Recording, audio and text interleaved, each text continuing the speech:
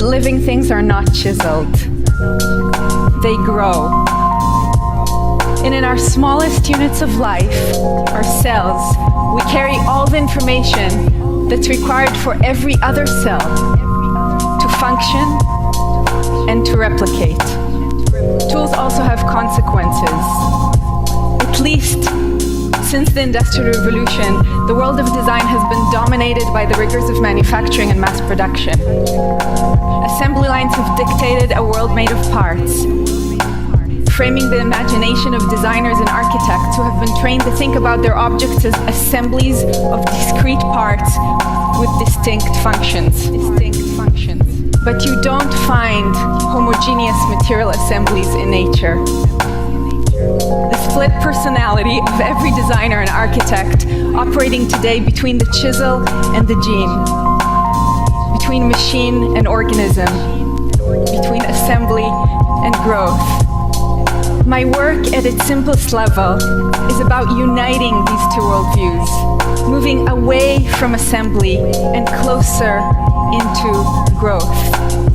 You're probably asking yourselves, why now? Why was this not possible 10 or even 5 years ago?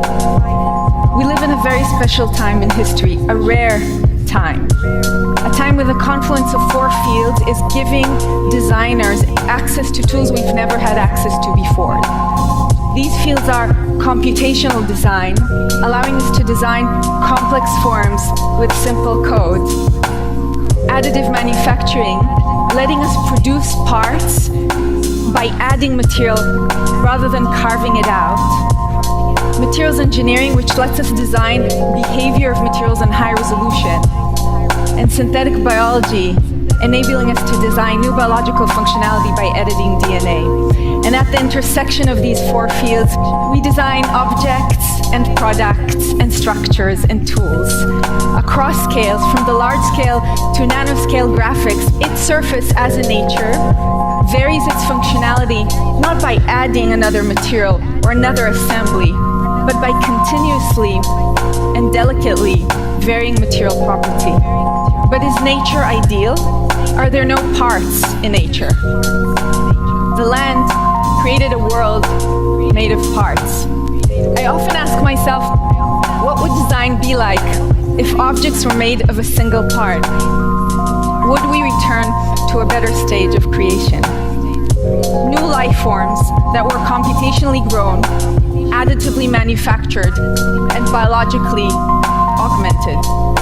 Think of it as evolution not by natural selection, but evolution by design. What if we could create structures that would augment living matter?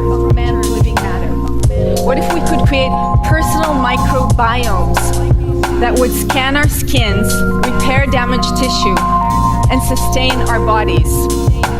Think of this as a form of edited biology, provided an opportunity to speculate about the future of our race on our planet and beyond, and to move away from the age of the machine to a new age of symbiosis between our bodies, the microorganisms that we inhabit, our products, and even our buildings.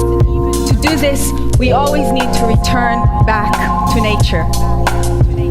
By now you know that a 3D printer prints material in layers. You also know that nature doesn't. It grows, it adds with sophistication.